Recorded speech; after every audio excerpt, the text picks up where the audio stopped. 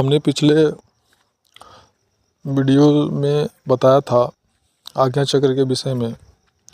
तो मैंने बताया था कि बहुत सारे जैसे लोग कहते हैं कि आप 10 दिन में दिव्य दृष्टि प्राप्त कर लीजिए, 15 दिन में दिव्य दृष्टि प्राप्त कर लीजिए, लेकिन दिव्य दृष्टि क्या ऐसे प्राप्त हो सकती है जैसा कि लोग बताते हैं? तो ये समझना ज़रूरी है कि इस प्रकार से दिव्य दृष्टि प्राप्त नहीं होती है। और दिव्य दृष्टि के विषय में ऐसे लोग तो जानते भी नहीं होंगे कि दिव्य दृष्टि क्या होती है वास्तव में। और मैंने जहाँ तक अपने प्रीवियस वीडियो में बताया उसके आगे मैं इस वीडियो में बताने का प्रयास करूँगा। तो लास्ट तक बने रहें। वीडियो अच्छा लगे तो लाइक करें, सब्सक्राइब करें चैनल को, औरों को भी शेयर करें। तो यहाँ पे मैं ये बताना चाहूँगा कि जो दिव्य दृष्टि होती है दो प्रकार की होती है। पहला, जो कि आप सूक्ष्म शरीर में हमारे स्थित होती है, वो दिव्य दृष्टि होती है जो कि ध्यानावस्था में या अपनी इच्छा के अनुसार उससे कार्य लिया जाता है। विशेष और गुप्त रहस्य के बारे में उसके द्वारा हम जानकारी प्राप्त करते हैं। दूसरा, एक दिव्य दृष्टि होती है जो कि कारण शरीर से होती है।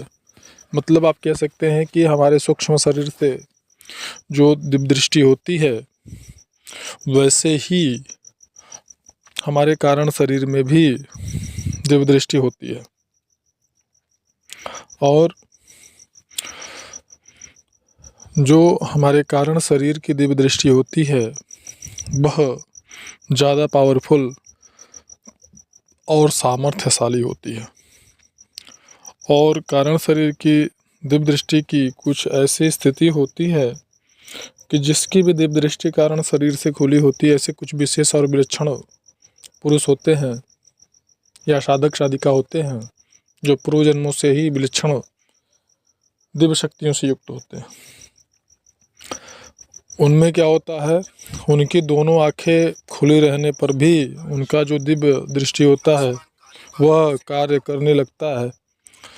और दोनों आंखें खुले होने पर भी उन्हें विशेष प्रकार के सूक्ष्म जगत के या अन्य जो विशेष जिस भी विषय के बारे में वो जानना चाहते हैं उन्हें ध्यान या समाधि लगाने की कोई आवश्यकता नहीं होती है।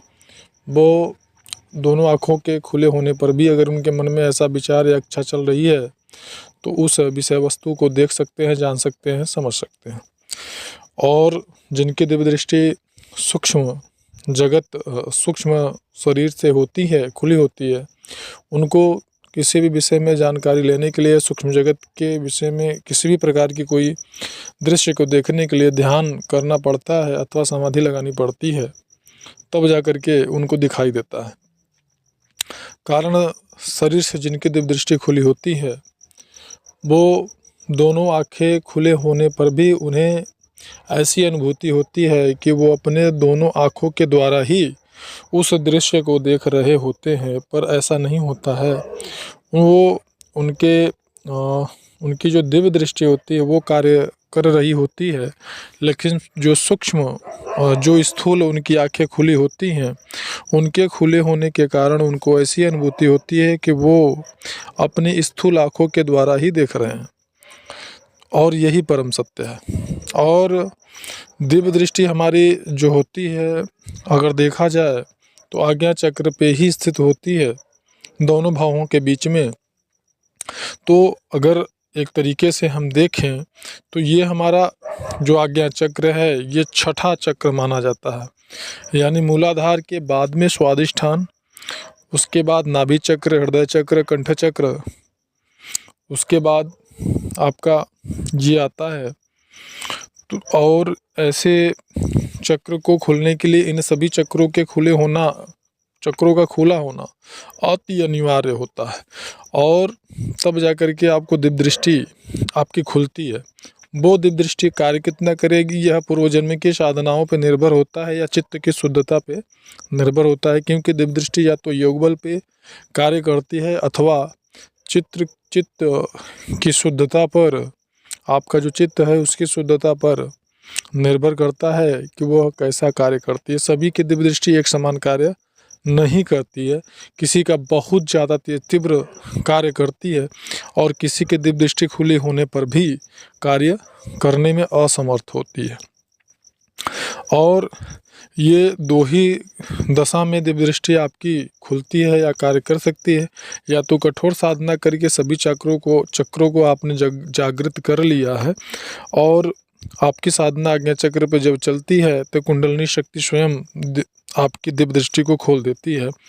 और दूसरी दशा ये होती है कि आपकी दिव्य दृष्टि को आपका गुरु अथवा मार्गदर्शक ज़बरदस्त योग बल का प्रयोग करके, शक्तिपात करके आपके दिव्य दृष्टि को खोल सकता है। पर ऐसी दशा में जो आपकी दिव्य दृष्टि होती है वह बहुत समय तक काम नहीं करती है या फिर बहुत समय तक नहीं खुली रहती है। और जितने समय के लिए गुरु ने या मार्गदर्शक ने संकल्प किया होता है अथवा जितने समय के लिए योग बल लगाया रहता है उतने समय तक कार्य करने के बाद आपकी दिव्य दृष्टि बंद हो जाती है। इस वीडियो में इतना ही। लास्ट में इतना ज़रूर कहना चाहेंगे कि धोखे में ना आए और किसी के छलावे में ना फंसे, अपना धन बर्बाद